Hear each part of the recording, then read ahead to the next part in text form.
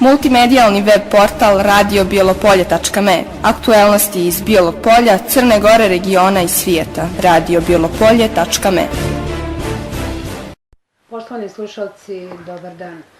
Današnju emisiju Tajne zdravlja posvetit ćemo primarnoj zdravstvenoj zaštiti. Tačnije, govorit ćemo o tome da li je skoro 2 mjeseca od otvaranja Dom zdravlja, otkako je Dom zdravlja počeo da radi u punom kapacitetu, u stvari kad je otvoren Dom zdravlja, da li je počeo da radi u punom kapacitetu, da li su sve službe koje se nalazile na raznim lokacijama konačno na jednom mjestu i da li je kvalitet zdravstvenih usluga na višem nivou.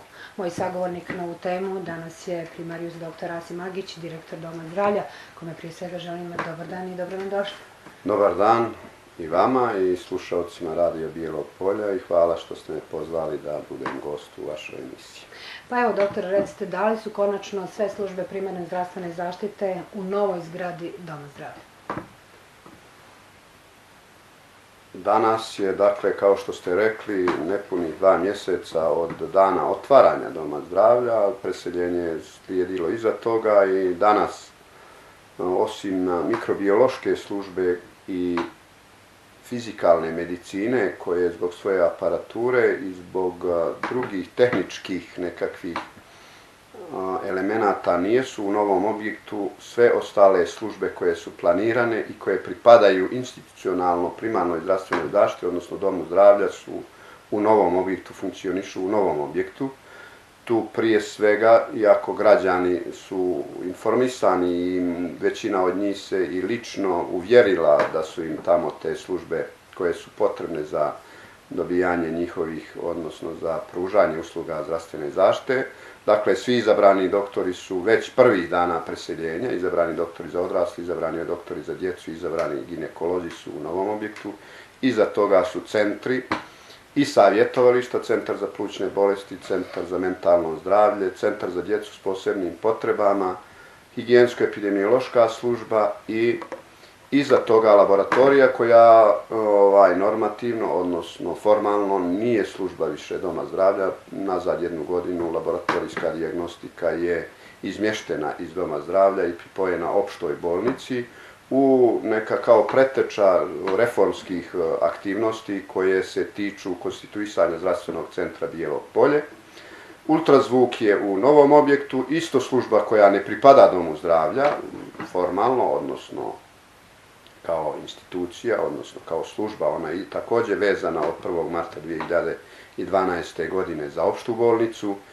I rentgen dijagnostika, odnosno rentgen koji je također služba Doma zdravlja koja se planira da bude izmještena, iako je pripada sekundarnom nivou u Dom zdravlja. Ta služba zbog svojih nekakvih specifičnosti u tehničkom pogledu preseljenja, rentgen aparata, rentgen infrastrukture, mislim da će u neko vrijeme, ne mogu sad da licitiram, ali da će u neko vrijeme, da kažem u narednim mjesecima, u svakom slučaju, do konstituisanja zdravstvenog centra i ta služba biti preseljena u Dom zdravlja. Što se tiče mikrobiološke službe, tu postoji problem dvostrukih aparata. Zapravo mikrobiološka služba je služba koja pripada Domu zdravlja, ali vrši usluge za ležeće bolesnike opšte bolnice Bijelo Polje. Jedan dio te službe će morati, i kad ovaj većinski dio, odnosno veći dio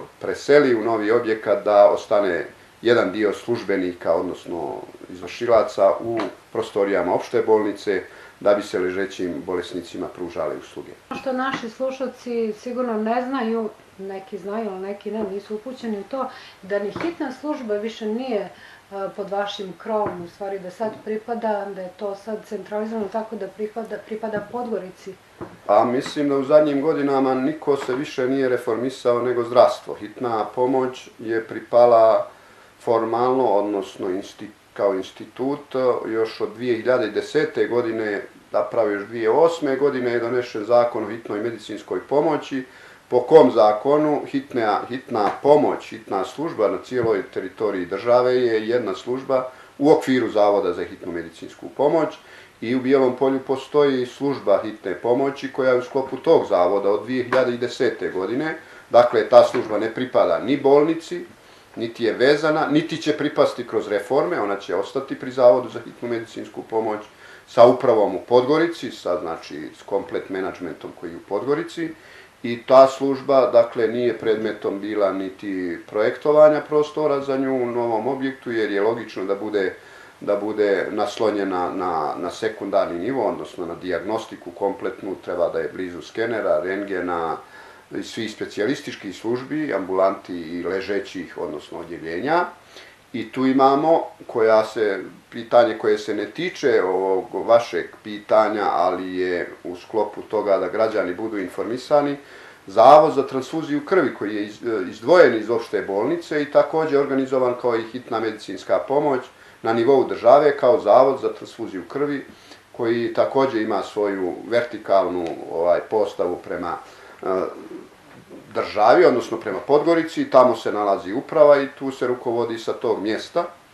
Kao što će vjerovatno u ovom narednom nekakvom reformskom kursu i medicina rada, kao čista medicina rada, koja se tiče zdravstvenom zaštitom radnika, očekuje se formiranje Zavoda i instituta za medicinu rada po ugledu na hitnu medicinsku pomoć i na Zavod za transfuziju krvi, koje će biti vertikalno također institucionalno vezana za Podgoricu. To su te službe. A urgentni centar kome pripada? Urgentni centar pripada opštoj bolnici, će vjerovatno i sada je regulisano da svaka bolnica mora imati urgentni centar. Dobrim uslovima, da ne kažem idealnim, ali dobrim uslovima za rad. Znamo da su vaše službe skoro 2 godine bile na raznim lokacijama, radili ste u neadekvatnim uslovima, bile su velike gužve čekanja, znači i zaposleni u domu zdravlja, a i građani su se maltretirali, da tako kažem.